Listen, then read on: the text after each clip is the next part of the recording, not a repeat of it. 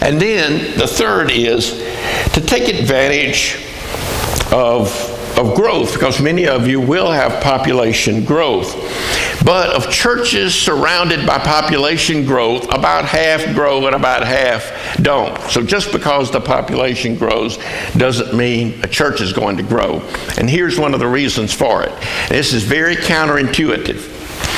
The longer a church has been in existence, the less connected it tends to be to its community, and the less knowledgeable it tends to be about its community. Yes. Now, it makes no sense. But you take a community, and there are two churches in that community, among others, and one of them has been there 150 years. And the other one just started having worship services 6 months ago. Which of those two churches will have their finger on the pulse of that community the best? The new church. But the other one has 150 years head start. There shouldn't be a blade of grass cut in that community that church doesn't know about. But here's what happens. Churches start connected to their community. But then when they get critical mass, they have their own building, their own pastor, their own programs. Then it turns inward. And all the movement now is inward toward the members, toward our own programs. And so the church increasingly gets disconnected from the heartbeat of the community. Our churches desperately need to fall in love with their churches again. I think I misspoke there. Our churches need to fall in love with their communities again. Okay?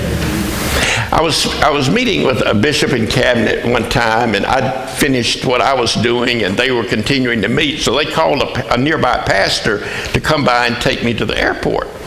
And he had a very small pickup truck, and he was a huge fella. I mean, I was wondering if he could get that steering wheel turned. He was so huge. But I noticed he had a pedometer on. So I said, well, tell me about your pedometer.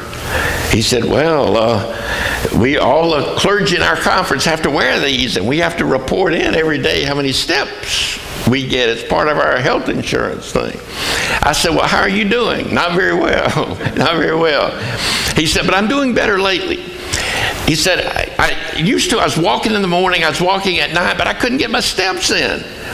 So I had to start taking time during the day while I was at the church, and I'd go out in the community and walk.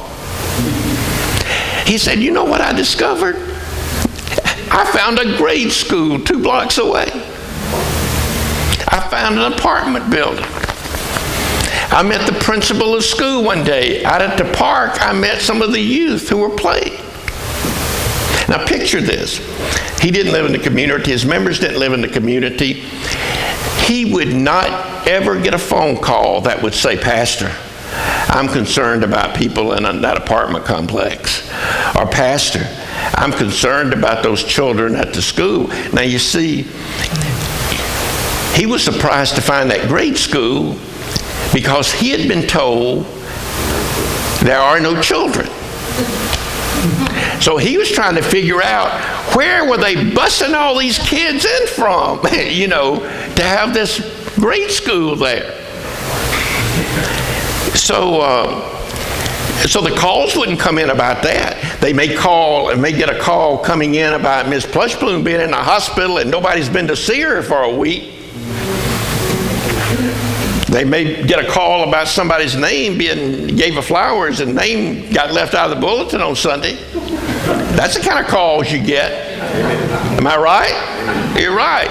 Not about, hey, Pastor, what about the trailer park? I haven't been seeing any trailer park people in church for a while. You see? You're not going to get those calls. Okay. Well, so I started telling that story, and then I was going back to speak at that annual conference. And I kept saying to myself, Lovett, you can't tell the story of the guy with the pedometer because he'll be there. But I just knew that as soon as the words, we need to fall in love with our communities again, as soon as I said that, that story was going to come out. So I really had to discipline myself, since I don't use a manuscript very much. One of the seminary students said, Lovett, do you believe in a sermon manuscript? I said, of course I do. I saw one time. But in Mississippi, they don't trust preachers that, that got that. So I just knew that story's going to come out, but it didn't. Well, during a break, this fellow steps up in front of me and says, but you don't recognize me? I said, you've lost a lot of weight. 150 pounds I've lost. Whew. I've taken up mountain biking now. So he was telling me about all that. I said, oh, tell me about your church. He said, oh, we started a second service. And he started telling a lot of other things. Sometimes it's good to get in the community.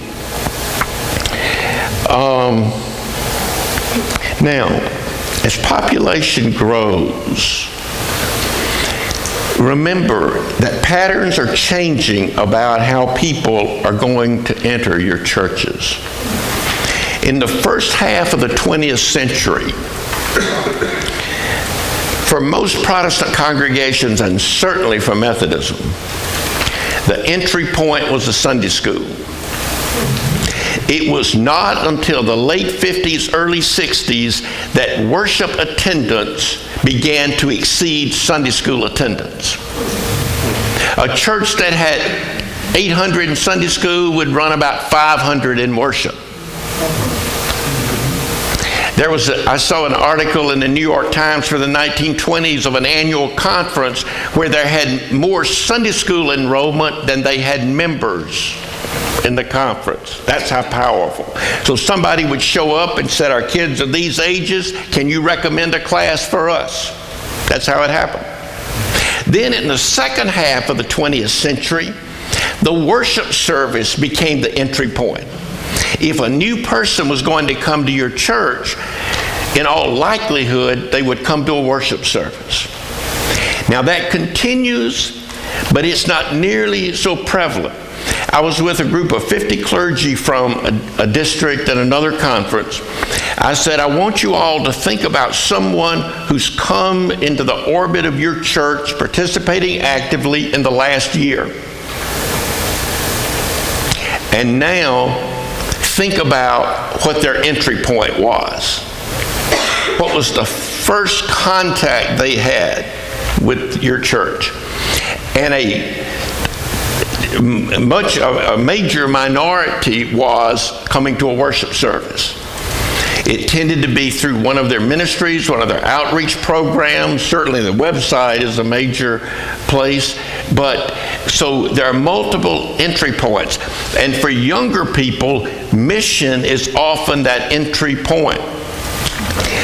That young people that may not be comfortable inviting all their friends to church have no hesitancy in saying, you want to feed a meal to the homeless this Saturday? You want to work on a house this weekend? And their friends will say, sure. Can I bring a friend with me? And this is one of the big changes in our time. Out of American frontier days, the movement was from believing to belonging. That the person would make a commitment to Christ in a camp meeting, a revival, and then people would say, you need to gather with other Christians. You need to join a church. You need to get in a Sunday school class. You need to get in a prayer group. Today, the movement is from belonging to believing. People are not nearly as interested in what you believe until they feel they are accepted. That there is a place for me here. I can belong here. And that's why for many the mission step is the first entry point. They come to know people, get accepted, and then maybe move to a small group, and then maybe to worship. There's no one pattern.